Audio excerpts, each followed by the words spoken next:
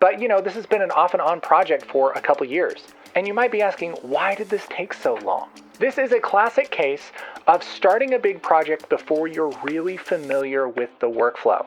Gonna do something a little bit different today. At the same time this video comes out, we are also dropping our new film, which is all about a evil villain that has to go through all the annoying kind of like customer service struggles that so many of us are used to just to put a curse on the kingdom and take over the world. It shouldn't be that hard. And I'm going to review the production and post-production process that we went through, the workflow that we went through to make this thing happen, the good things, the bad things, so that you may learn from our mistakes and joy in our victories. If you've ever bitten off way more than you can chew with a video project, this is relatable. So we shot this project like 2 years ago, and it's been the classic case of, yeah, we're definitely going to edit this soon for so long. But this was all shot on green screen. We had an actress come in. We had a practical ball, and we actually ordered one that was way too big, but it has a little LED light in the center. And so it actually did emit light, which was really good for kind of the practical lighting side of things. And yeah, overall, as far as how we shot this, I feel like we did a pretty good job, and I don't know as I would do anything really different today. One thing we made sure to do was to keep the talent far away from the green screen so that there wasn't a lot of green spill on her. We made sure to do some tests and make sure that the key was working and everything. A lot of the colors in the foreground were kind of pink colors, which is the opposite of green, which tends to key very well. Another thing that we did right was we thought about the lighting. This light right here is the moonlight from the window. And so it's kind of casting this like bluish light on her. And so the idea is when we put the CG background in, that there is a light source right here. And so that's where we get these kind of highlights on her hair and everything that help kind of blend this in with the background. I think it was a really good idea to have this be an actual ball instead of nothing, because then the actress could actually interact with it. Gave her something to focus on, all of that. And so pretty much the comp for all of these shots are, we have the background and we have the green screen plate. And so this is what our green screen plate looks like. And we actually have the real ball there. Now these backgrounds, these were made a couple years ago.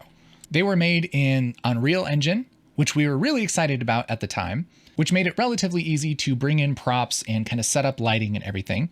And we rendered a few different stills for the different shots that we had planned out.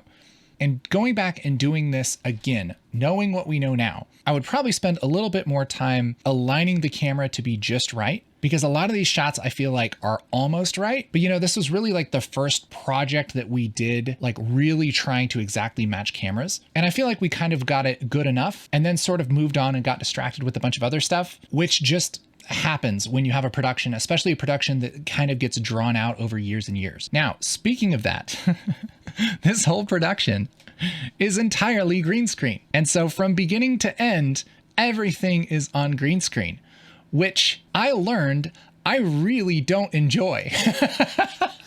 It's a lot of work. The thing is, there is a misconception about green screen. It seems like it's going to be really easy. It seems like all you do is put your video into your editor, select the green and get rid of it, and then you put your background in and you call it good. And you can do that, but it doesn't look that great. It looks cheesy, it looks fake. And to get that green screen really looking good, it takes some major work. And I'll be the first to admit the final image here doesn't look terrible, but it doesn't look as good as I really wanted it to. Part of that is just being kind of out of time and energy to work on this. Part of it is not quite dialing in those backgrounds. Part of it is maybe some lighting tweaks that we could have done to match it to the background a little better. And I find with green screen, there's a lot of little factors that are hard to put your finger on. You have an image that looks pretty good, but something's off about it and you can't quite put your finger on it. And it absolutely drives me crazy. That said, while the result is not Hollywood level movie, it's pretty good and I think works well enough to deliver the story, which is always the most important part. This is the kind of movie that you'll look at and you go, yeah, that was shot on green screen. But after you get into the story, you don't really care, which for a recovering perfectionist like myself is good enough. Now, other than that, there are some things that I feel like we did really well for this movie. Again, having the actual practical ball with the real lighting, yes, 10 of 10 would do that again. The treatment of the ball with the reflections and the person in the ball and the particles and everything, I think that works really well. This reflection is actually from the real sphere map from the Unreal Engine scene, which I think is kind of cool. We probably could have faked it in a couple different ways, but I feel like that makes it look really nice. I think the tone of the story and the frustration that the character feels at being kind of caught in this customer service loop, we can all relate to that. It's kind of half customer service frustration and half like the weird Zoom call frustration that everybody feels like when somebody freezes and then they're buffering and you're like, are you there? And so I feel like that part gets across pretty well. Also, this opening shot, I think is pretty darn sick.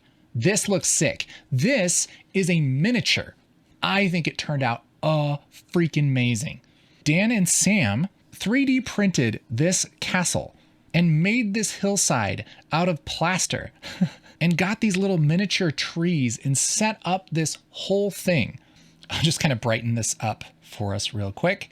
So this is all a painted miniature that was shot on green screen, keyed out. There's little LED lights here that we kind of digitally made flicker. Then we added the sky and the lightning and all this. This was such a fun shot. And we had a great time just building this from scratch. And I think it turned out to be just amazing. If you want a little breakdown on this shot and how it's done in Fusion, let me know. Speaking of Fusion, all of these comps were made in Fusion with the help of our good friend Camera Tim, who is a very patient and wonderful man, also quite handsome.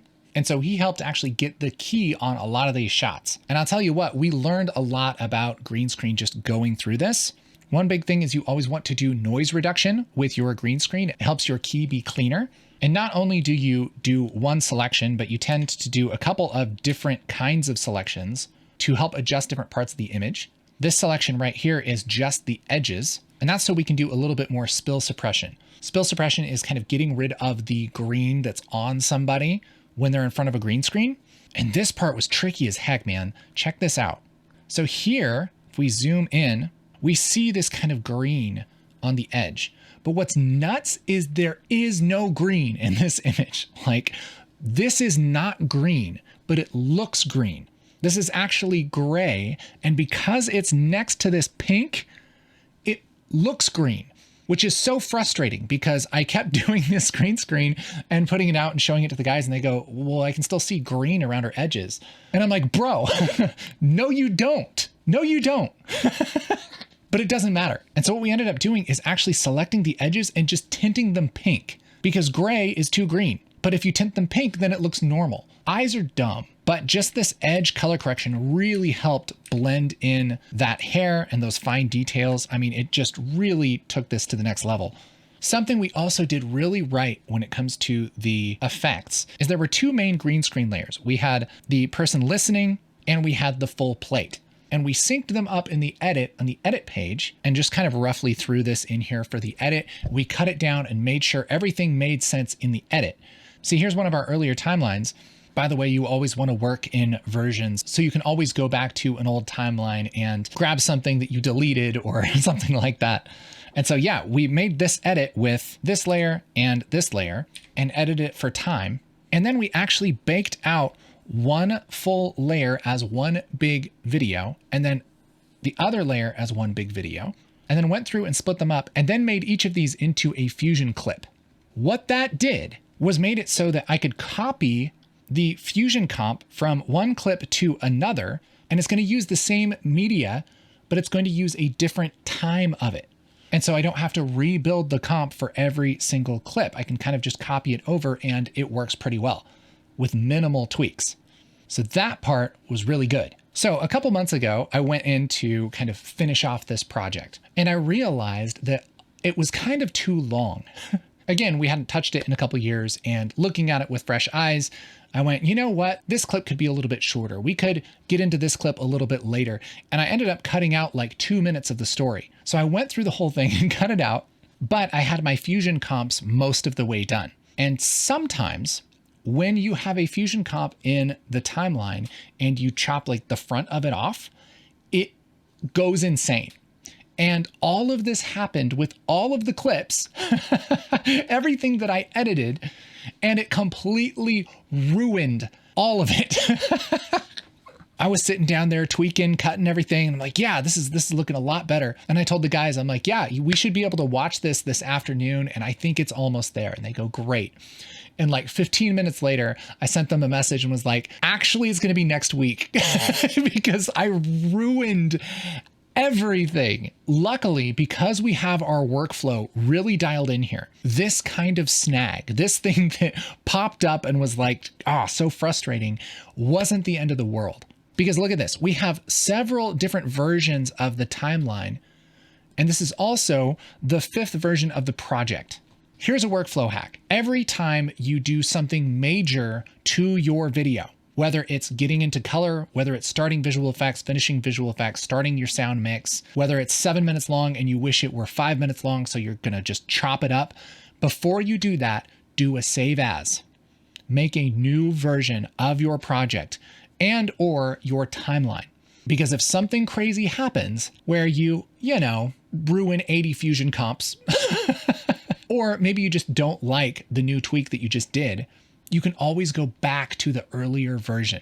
This is something that we had to learn the hard way on reality TV production, which is always on a tight deadline and always has lots and lots of media and lots of timelines. And the last thing that you want to do as an editor is go to the boss and say, hey, so you know how I was going to have this sequence done? Well, I made a mistake and everything is gone. Because if he's experienced, he's going to say, well, it's a good thing you made a backup. I'm telling you now, before it happens, make a backup. So luckily I had a backup and I just went back one version before I chopped everything up and I finished all of the comps. And so now if you look really closely at our final timeline here, this is actually a full bake of the VFX. That means that all of the visual effects were rendered out in its full long form. Is this the very best way to do it? No, that was kind of an afterthought, but it was a good way to make the best of it going forward. Sometimes you have to kind of regroup and come up with a new plan. And so I ended up rendering out the entire movie and then bringing it back in and then doing the edit to shorten it down and make it more interesting. And this totally worked fine. It's not really how I would choose to finish a project. It'd be nice to make sure that the edit is completely locked before I did my visual effects. But this has been an off and on project for a couple years. And you might be asking, why did this take so long? This is a classic case of starting a big project before you're really familiar with the workflow, which is why I just hammer that now. I mean, this has been a hard lesson for me.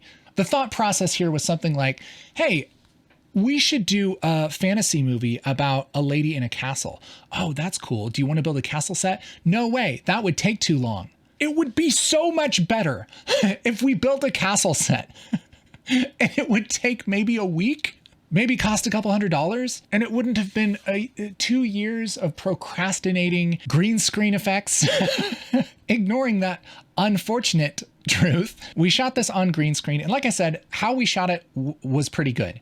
But I definitely underestimated how annoying it would be to do a full green screen comp with multiple video layers, multiple elements, CG backgrounds, particle effects, timed with 2 people talking and reacting to each other, several different camera angles, and a lot of visual effects work for every single shot in the movie. I like visual effects. I like compositing, but doing the exact same thing for like a whole bunch of shots, I have learned is not my favorite thing to do. So why did this take 2 years? I didn't really want to do it. I didn't really want to get in there and do the hard work for every single shot because it was repetitive, it was monotonous. And like I said, the result works, but it's really hard to look at a project like this where you see it in your mind as looking like a lot better, because then that brings up all kinds of insecurities and weirdness. So it's just been a mix of that for a bunch of years. And so am I proud of the result? Yes. This is a really fun film that gets across the story that we wanted to get across. There's some stuff that I would do differently. We learned a lot, but it's time to finish this off and move on. And sometimes as a creative person, that's one of the hardest things to do because you want to keep tweaking it and make it perfect. But the truth is that it's never going to be perfect. So I hope you enjoy the film, and I hope that this kind of behind the scenes workflow has been inspiring or helpful to you. Have you ever run into a project like this where you bit off a little more than you can chew and you find yourself 6 months later going, yeah, we should probably work on that. We should probably finish that. The struggle is real. But the beautiful thing is, we're just making movies. We're making fun stuff to make the world better. And I'm so thankful to be able to do that with my team and to do it with you. So I hope you enjoy the movie. Let me know your number one takeaway in the comments from this little deep dive, okay? If you want to watch the movie, it's right there. That's where you can watch it. Thanks for being here. Thanks for going through this with me, the long road. The magical journey.